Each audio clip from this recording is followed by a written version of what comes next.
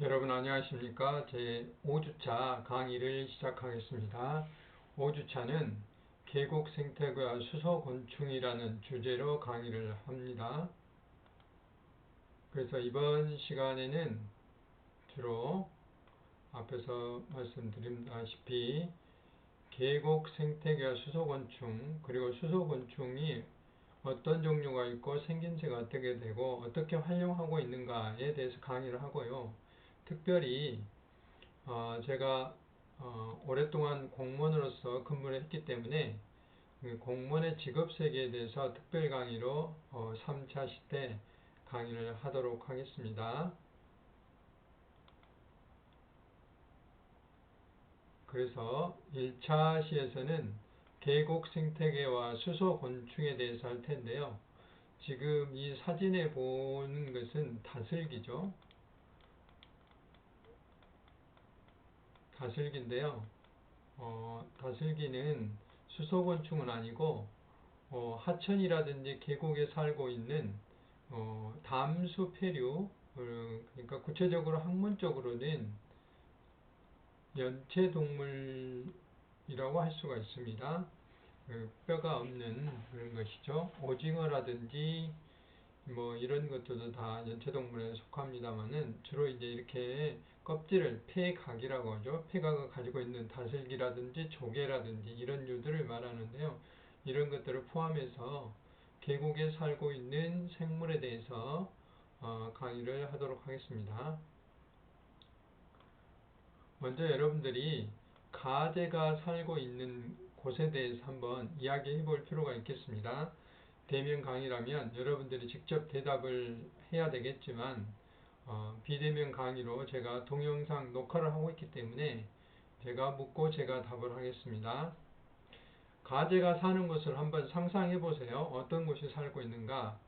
큰 하천, 물이 굉장히 많은 한강이나 영산강이나 광주천이나 이런 큰 폭도 넓고 그 다음에 깊이도 깊은 이런 하천에 사는가, 아니면 무등산 계곡이라든지 그 계곡 중에서도 하류 쪽이라기보다는 상류 쪽에 이런 곳, 또는 우리 주변에 흔히 볼 수 있는 도랑이라고 하는 곳이 있잖아요.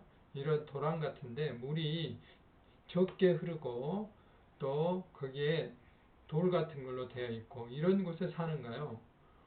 이런 것은 우리가 쉽게 대답할 수 있잖아요. 가재 잡으려면 도랑이라든지 이렇게 물이 많이 흐르지 않는 곳을 가야 되겠죠. 그 다음에 물이 더러운 곳에 사는가요? 깨끗한 곳에 사는가요? 물론 가재는 물이 깨끗한 곳에서 살고 있습니다. 그리고 가재가 사는 곳은 뭐 이렇게 사진에도 나와 있지만 이렇게 돌 같은데 이 돌이 있다든지 이런 돌 틈, 바위 틈 이런 데서 살잖아요. 근데 하류로 내려가면 진흙이라든지 뻘이라든지 또는 모래로 되어 있는 곳에 살고 있는 가재는 없습니다. 또 이런 차이가 있잖아요. 이제 이렇게 우리가 대답을 해볼 수 있고, 그 다음에 그 계곡에 있는 하천은 또는 계곡들은 나무로 이렇게 둘러싸여져 있잖아요. 그렇기 때문에 그늘이 있고, 그늘이 있다는 건 뭡니까? 물이 시원하다는 거죠. 여름에도 물이 시원하고, 또 이 돌들이 또는 바위들이 이렇게 우거져 있기 때문에 이런 바위들을 틈에서 물이 이렇게 흐르다 보면은 뭐가 생깁니까? 물이 마치 우리가 어항에 기포 발생기를 넣는 것과 같은 효과를 일으키죠. 그래서 산소가 풍부하게 되는 거죠. 요약해보면 가재가 사는 것을 우리는 굳이 가보지 않아도 우리가 이렇게 앉아서 다 이야기할 수가 있어요. 가재는 산이라든지 아니면 우리 주변에 있는 도랑 같은 물이 적게 흐르고 바닥이 돌로 되어 있고 물이 깨끗하고, 그 다음에 그늘이 약간 드누러진 여름 같은 경우는 더러워진 이런 곳, 그렇기 때문에 물이 차갑고 용존산소가 풍부한 이런 곳에서 주로 산다. 한마디로 말하면 1급수에 해당하는 수질에서 살고 있다라고 이야기를 할 수 있습니다. 이렇게 우리가 가재 하나만을 가지고서도 가재가 살고 있는 곳의 수질, 물 환경에 대해서 이야기를 할 수가 있다 이 말입니다. 이런 것들을 나중에 이제 이야기를 하겠지만 지표 생물이라고 그래요. 어떤 한 곳을 지표적으로 이렇게 꼬집어서 이야기를 해줄 수 있는 이런 것을 우리는 지표 생물이다 라고 이야기를 합니다.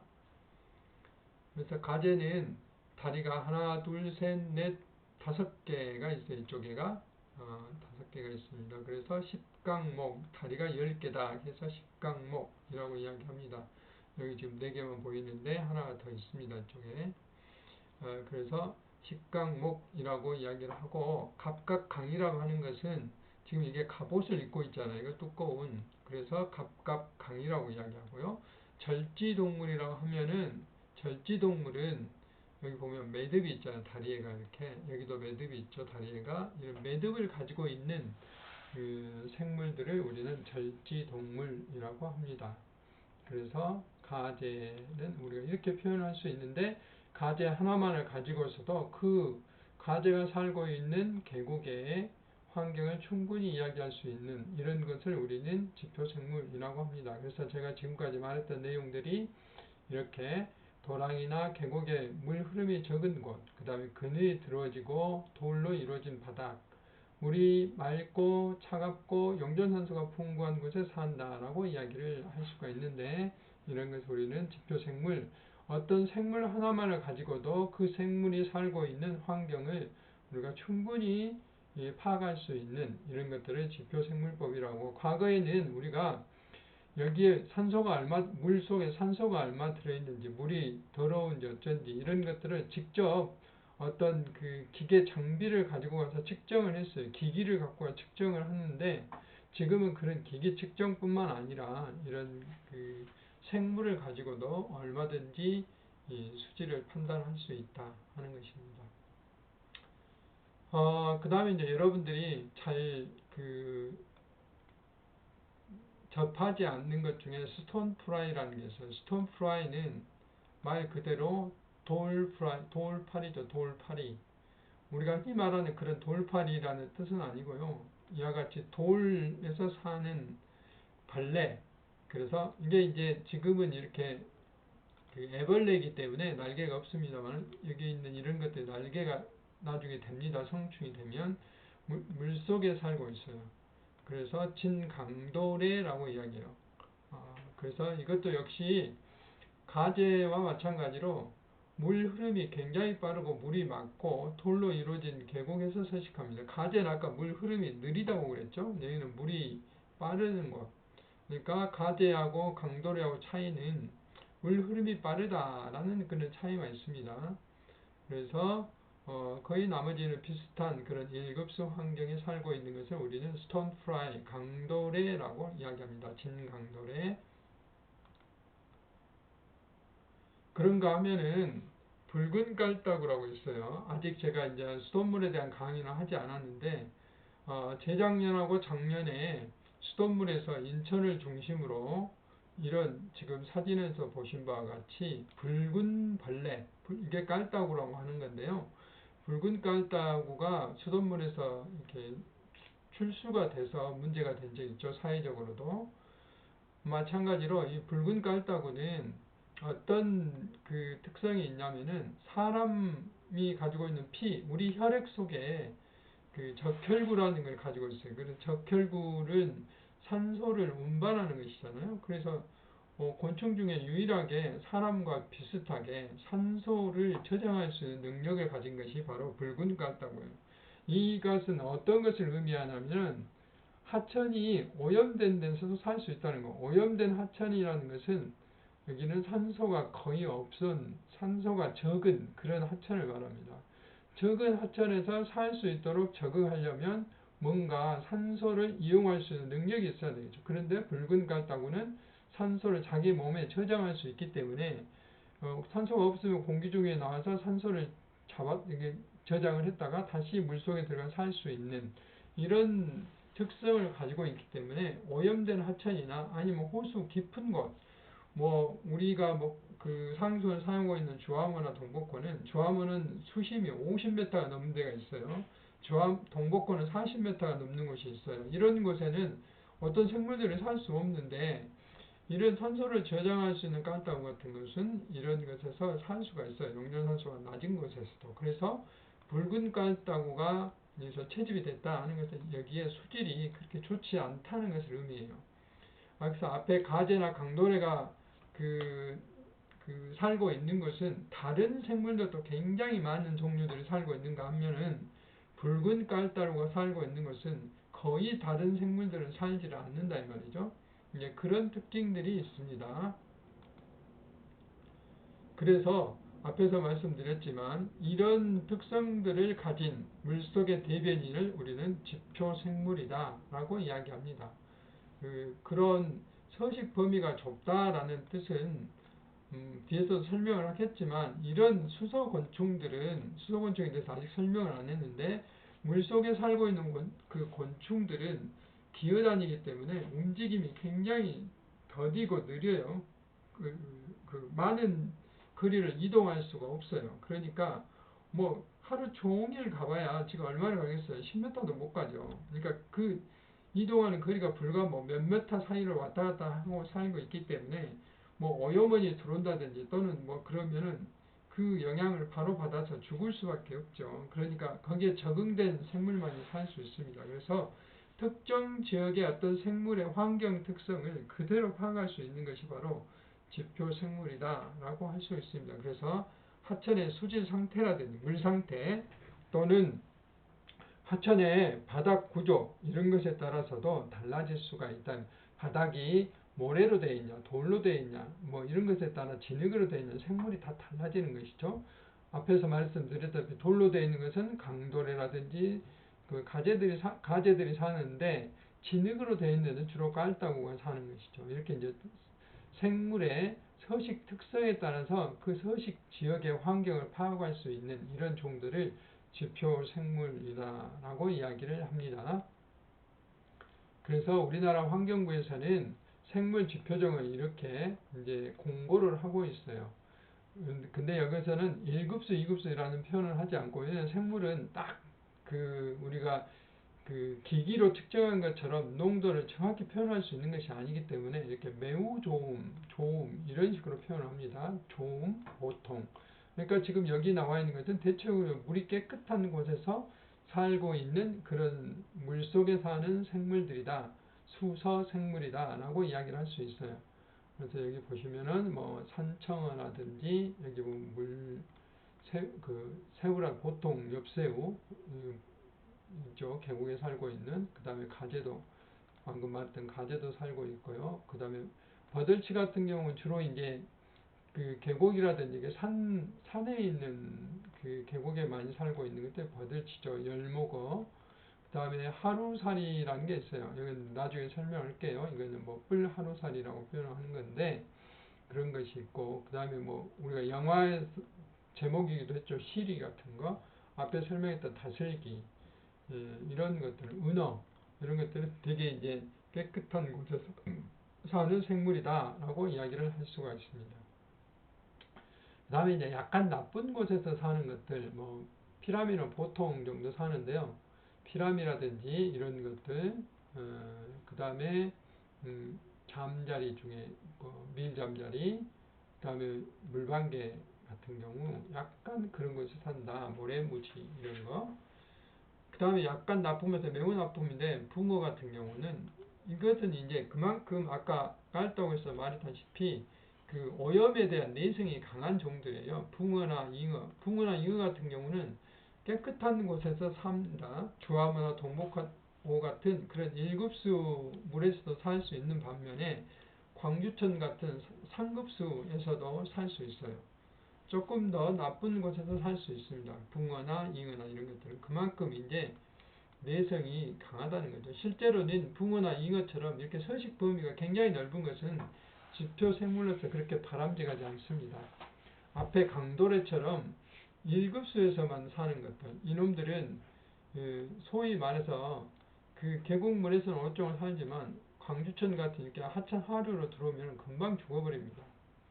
그리고 실제로 그 무등산 계곡에 있는 강도래를 이제 잡아다가 비커에 집어넣어서 냉장고에 넣어놓으면 10일, 어떨 때는 한 달까지도 살 수가 있어요. 그 차가운 물이 이렇게 유지가 되기 때문에 이제 그런 특징들이 있어요. 그래서 지표생물의 경우에는 이렇게 국가에서도 관리를 하고 서식 지역의 특성을 파악해 줄 수 있는 것이 바로 지표생물이다라고 이야기를 할 수가 있습니다. 우리가 이제 이런 생물들이 살고 있는 계곡을 한번 생각해 봅시다. 우리가 이제 지리산을 생각해 보면 지리산의 경우에 이제 남원 쪽에 있는 곳이 뱀삽골이죠. 그 다음 저 경상도 쪽에 있는 하동 이쪽 계통에 있는 곳이 이제 심원 계곡이고, 우리 구례에 있는 곳은 피아골 계곡이죠. 다 마찬가지로 대개 계곡 그러면 산 위에 있기 때문에 경사가 급하다는 게 특징이죠. 경사가 급하고 여기 보신 바와 같이 바위라든지 이런 돌로 이루어지죠. 이렇게 돌로 이루어진 게 특징이에요. 그 다음에 물 흐름이 빠릅니다. 대체적으로. 왜냐하면 경사가 있고 어느 정도 유량, 물의 수량도 어느 정도 있기 때문에 경사가 빠릅니다. 그래서 이런 데서 적응해서 사는 그런 곤충이란 생물들이 살아갈 수 있는 것입니다. 그래서 앞에서 말한 강도래 같은 경우는 이런 지리산의 뱀사골, 그 다음에 심원계곡, 그 다음 무등산 원효계곡 이런 것에 사는 것을 아주 좋아합니다.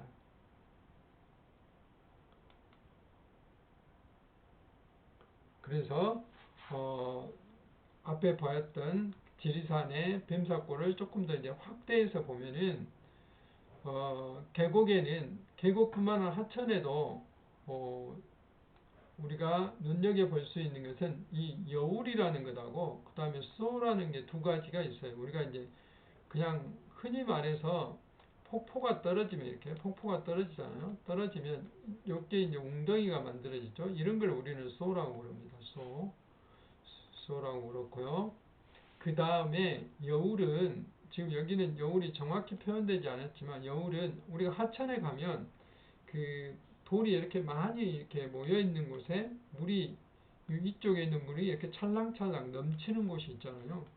수심이 낮죠. 여기는 수심이 깊고 이런 것을 우리는 여울이라고 해요.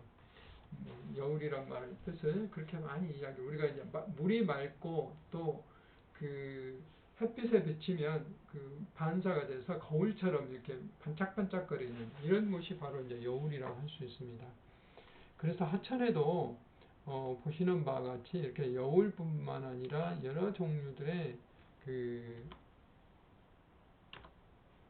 하천에도 여러 종류의 이런 그 위치들이 작용하고 있는데 앞에서 우리가 생태계에 대해서 배웠는데 계곡 생태계에도 정확히 그 생태계 구성들이 다 있다 이 말이에요. 생태계 구성 뭐죠? 가장 우리가 눈여볼 수 있는 게 비생물, 그 다음에 생물 이렇게 나눠진다고 그랬죠. 먼저 생물을 보면 이 깨끗한 돌 틈에서도 다 이끼가 끼어 있어요. 그걸 우리는 부착조류 돌말이라고 그러는데 이끼가 끼어 있어야 여기에 붙어서 사는 하루살이나 날도래나 그 다음에 일부 강도래.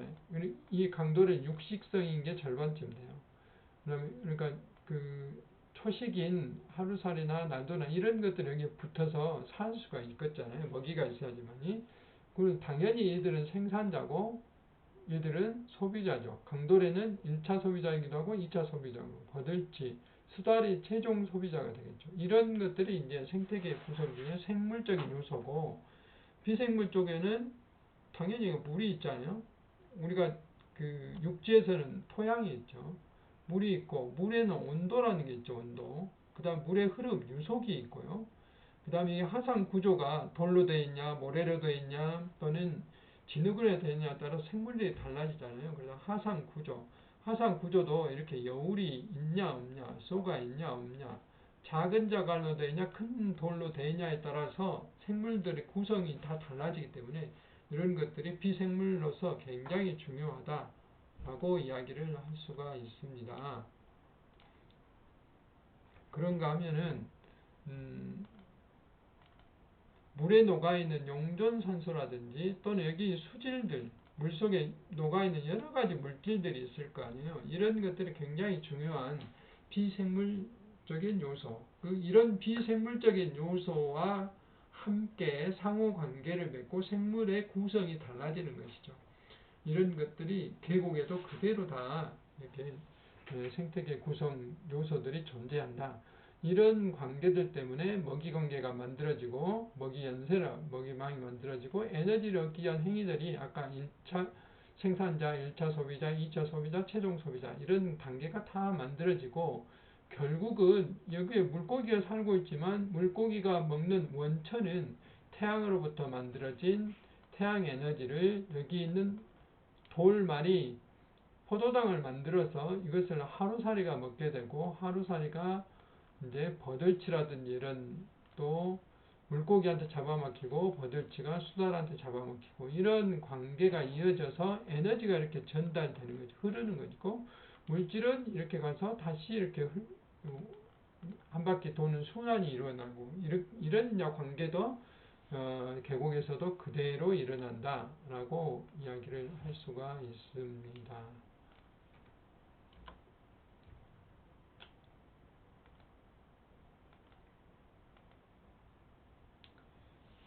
그래서 이런 계곡 생태계에는 앞에서 몇 번 말씀드렸지만 물이 맑고 용존산소가 많고 먹이가 풍부하기 때문에 당연히 여러 종류의 물속에 사는 생물들이 살아나가는데 특히 이 수서곤충이라고 하는 이런 곤충들이 굉장히 많이 살았어요. 그래서 종 다양성이 굉장히 높아요. 아직 이제 제가 2차 시에서 구체적으로 하겠지만 이런 강돌에 여기 있는 것은 하루살인데요. 두 갈래 하루살이라는 거고 여기는 물난도레라고 하는 거고 이것도 이제 하루살인데요. 이런 여러 종류의 수소곤충들이 다양하게 살 수 종이 다양하다마는 제가 그 앞에 1, 2, 3차 시간에 여러 번 설명했다시피 생태계가 그만큼 건강하다는 이야기죠. 생태계가 건강하려면 그만큼 생물적인 요소뿐만 아니라 비생물적인 요소들이 이렇게 맑고 깨끗하고 건강해야 된다는 것을 의미합니다. 아까 깔따구가 살고 있는 붉은 깔따구가 살고 있는 것은 생태계가 건강하지 않기 때문에 거기에 적응된 생물만 살 수가 있어요. 그래서 종 다양성이 매우 낮아요. 매우 낮습니다. 그래서 이 계곡 생태계뿐만 아니라 하천 생태계는 다양한 서식처가 있어요. 그래서 이건 이미 이제 제가 한번 설명을 했지만 이 계곡 상류로부터 중류, 그다음 하천 하류에 각각 사는 생물들이 이렇게 다르잖아요. 왜냐하면 이렇게 돌로 되어 있고 경사가 급한 데서 사는 생물들이 있는가 하면은 중간 정도 작은 돌이 사는 곳에 사는 곤충 이렇게 모래나 뻘로 되어 있는 곳에 사는 곤충 이렇게 이제 각각 차이가 나타난다 이 말이죠. 그래서 그 생물이 같은 강을 하나 보더라도 예를 들어 영산강을 보더라도 영산강에 발원지라고 할 수 있는 또 시원지는 담양 용소가 있고요. 발원지는 황룡강 쪽에가 있다고 되어 있는데 아무튼 발원지가 됐든 시원지가 됐든 그런 곳에 가보면 앞에서 말한 계곡 생태계죠. 돌이나 바위로 이루어져 있고 그 다음에 경사가 급하기 때문에 그런 데는 수많은 수서 생물들, 특히 수서 곤충들이 많이 살고 있어서 생물이 굉장히 다양하게 서식하고 있는 것을 알 수가 있어요. 여기같이. 그래서 이런 생태계, 그래서 물이 이렇게 흐르는 생태계를 우리는 유수 생태계, 물이 흐르는 생태계, 하천이나 강, 계곡을 말하고요. 지금 여기 습지가 있죠. 습지. 또 여기는 물이 이제 고여있는 약간의 연못이라고 할 수 있어요. 호수나 연못, 이런 것들을 우리는 정수, 물이 고여있는 곳, 정수 생태계다. 라고 이제 이야기를 합니다.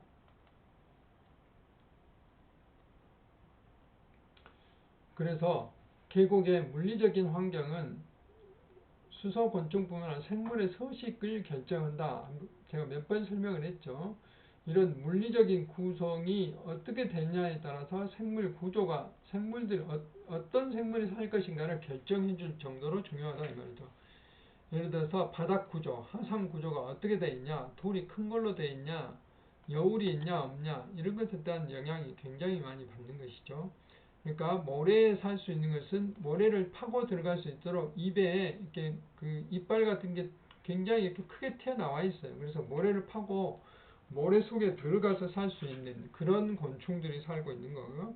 물고기도 모래를 파고 들어갈 수 있는 그런 곤충들이 살고 있는데 계곡의 상류보다는 이것이 그 계곡의 하류 쪽, 하류 쪽에 살고 있는 거고, 그리고 하천 쪽에서는 상류에 속하겠죠. 이런 특징들이 있는 것입니다. 그 다음에 하천 폭이 굉장히 넓은 곳하고 좁은 곳하고 각각 다 차이가 있겠죠. 아까 이제 가재 같은 경우 하천 폭이 좁고 이런 곳에 주로 살지만은 붕어 같은 경우 하천 폭이 굉장히 넓고 물량도 있고 유속도 좀 느리고 이런 데 살 수 있잖아요. 이런 이제 차이점이 있을 수가 있다. 또 수질의 차이도 마찬가지. 앞에서 제가 지표종 설명하면서 수질의 그 아주 좋음, 보통, 뭐 나쁨 이런 걸 가지고 표현을 했죠. 그런데 그런 것들이 바로 이제 여기에 속합니다. 당연히 물리적인 구조에 따라서 먹이의 종류, 그러니까 생물 환경이 달라지기 때문에 여기에 돌말도 있고 1차 소비자인 하루살이나 난도래나 이런 곤충들이 많이 있어야만이 상위 계층에 있는 먹이 그 연세에 따라 상위 계층에 있는 물고기들 또는 수달 같은 이런 동물들도 여기 찾아올 거 아닙니까? 이런 이제 차이들이 있다 하는 것을 알 수가 있습니다. 그래서 이런 물리적인 구조들은 정리를 하면 이런 이제 의미가 있어요. 생물의 서식지를 결정한다. 특히 수소곤충의 서식지를 결정한다 하는 것하고, 그 다음에 생물의 종이 달라지고 종이 다양해진다 그런 것이죠. 종 다양성 지수가 우정도 지수가 낮다 하는 것은, 그러니까 이런 거죠. 아까 우정도 지수가 낮다는 것은 여기에 여러 다양한 생물들이 이렇게 살아갈 수 있기 때문에 그러는 거예요. 그런데 깔따구처럼 깔따구만 여기 살고 있으면 깔따구만 다 살고 있는 우정도 지수가 굉장히 높은 거예요. 우정도 지수가 높다. 그러면은 생태적으로 건강하지 않는 하천이다, 물환경이다 라고 이제 이야기를 할 수가 있는 겁니다.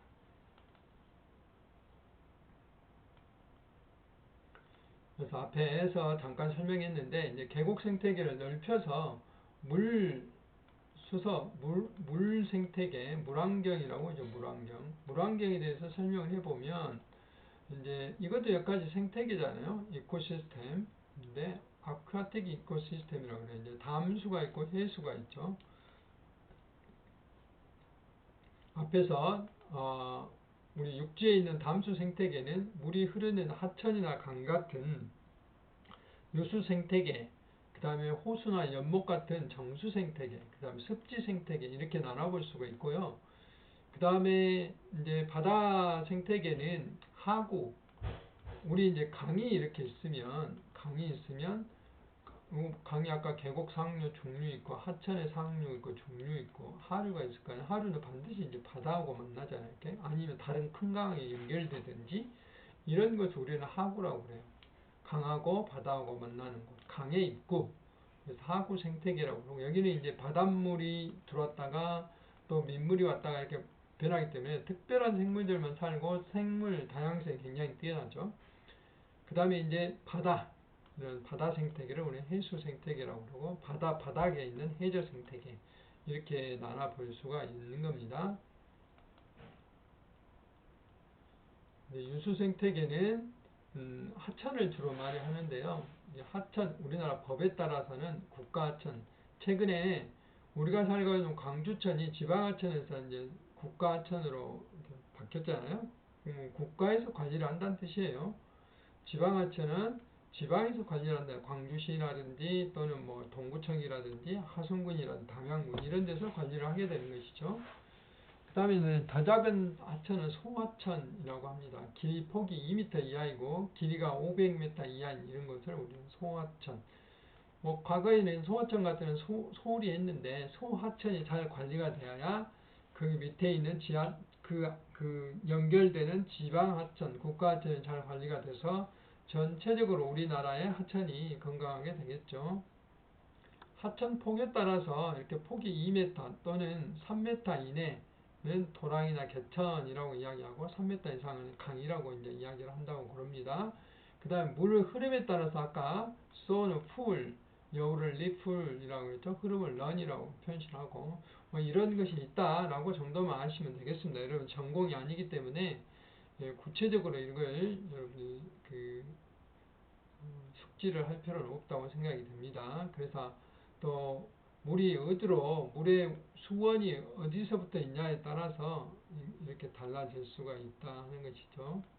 그래서 수원의 종류에 따라서 이렇게 산간, 중간, 하천, 상류 이렇게 이제 이야기를 해볼 수 있는 것입니다.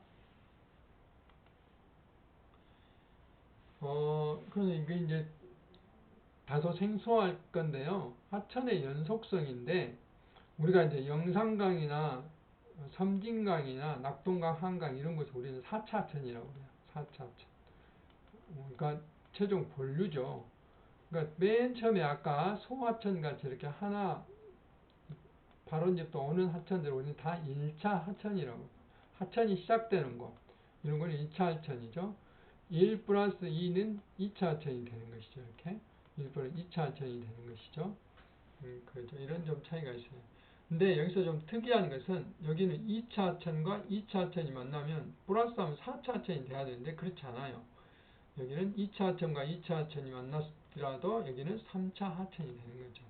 여기도 3차 하천과 2차 하천이 만났는데도 여기는 4차 하천이 되는 거죠. 이렇게.